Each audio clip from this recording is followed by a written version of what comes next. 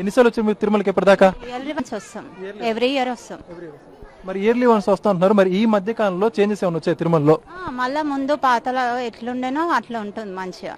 Food అయినా facilities అయినా neatness అయినా బాగుంది. అంటే ఇప్పుడు ఎప్పటి నుంచి మార్పులు వచ్చాయంటారు మీకు తెలిసి? ఇలా 2-3 years వచ్చినప్పుడు మాకు అంత అంటే ఫుడ్ అయినా చేంజెస్ బాగా లేకుండే, అంటే క్వాలిటీ లేదా ఫుడ్? అంత కంఫర్ట్ లేకుండే. ఇక్కడ రూమ్స్ అయినా కొంచెం కంఫర్ట్ లేకుండే. ఇప్పుడు మళ్ళా ముందు ఎట్లా నీట్ ఉండేనో అట్లా ఉండే. ఫుడ్ అయినా మంచిగా క్వాలిటీ ఉంది. ఇప్పుడు లడ్డు తీసుకున్నారా? తీసుకున్నాం. లడ్డు క్వాలిటీ కూడా బాగుంది, ముందట్లా ఉంది. అన్నప్రసాదంలో వడ ఎక్స్ట్రా యాడ్ చేశారంట, తీసుకున్నారా? బాగుంది, బాగుంది, టేస్ట్ బాగుంది. అంటే ఇప్పుడు రూమ్ ఫెసిలిటీస్ కానీ సెక్యూరిటీ సంబంధించి తోపులాట్లు అవన్నీ లేకుండా గందరగోళం లేకుండా ఉందా? అన్ని మంచిగా ఉన్నాయి, అన్ని ఫెసిలిటీస్ బాగున్నాయి. ముందు మధ్యలో అట్లా అయిన ఉండే కానీ కొంచెం అన్ని ఇప్పుడు మళ్ళీ మంచిగా నార్మల్ గా వచ్చేసినాయి అన్ని. మొత్తానికి మీరు శ్రీవారి భక్తురాలుగా ఇప్పుడు సాటిస్ఫాక్షన్ ఉన్నారా? చాలా. పెద్ద మీరు చెప్పండి, ఎలా ఉంది? చాలా బాగుంది సార్.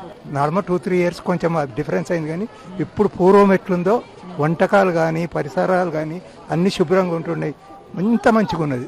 అంటే కొంతమంది ఏం బాగోట్లేదు మధ్య మెయింటెన్స్ అంటున్నారు, కొంతమంది అలా కూడా వస్తున్నాయి. 2-3 years అయింది అదే, కానీ ఇప్పుడు మాత్రం చాలా బాగుంది. అప్పటికన్నా చాలా బాగుంది, ముందటికన్నా ఎక్కువ మంచిగా ఇంప్రూవ్ చేశారు. రూమ్స్ కూడా అన్ని క్లీన్ ఉంటున్నాయి. ఉన్నంత మాత్రాన అంతా అదే లేదు కదా. ఇంత పెద్ద ప్లేస్ లో ఎన్నో కొద్దిగా ఏదో ఒక దగ్గర ఉంటది, అట్లని మొత్తాన్ని తప్పు పట్టలేం కదా. కొంతమంది అసలు పట్టించుకోవట్లేదు గుడి సంబంధించి, ఇప్పుడు పాడైపోయింది అన్నట్టు చెప్పుకుంటూ వస్తున్నారు. నిజానికి చెప్పానంటే తిరుపతిలో ఉన్నంత నీట్నెస్ ఎక్కడ ఉండదు. మనం ఏడనైనా కూర్చోవచ్చు, ఏడనైనా పాడుకోవచ్చు, ఎక్కడ ఉండదు తిరుపతిలో ఉన్నంత నీట్నెస్. ఏడైనా కూర్చోవచ్చు, మధ్యలో ఎన్నో ఇక చిన్న చిన్న ఇక్కడ ఇంత పెద్ద ప్లేస్ మెయింటైన్ చేస్తుండే అది గ్రేటే. నుంచి ఎన్ని కిలోమీటర్ల చుట్టుముట్టు ఎంత మెయింటెనెన్స్ క్లీన్ ఉందో మీరు చూసిరండి.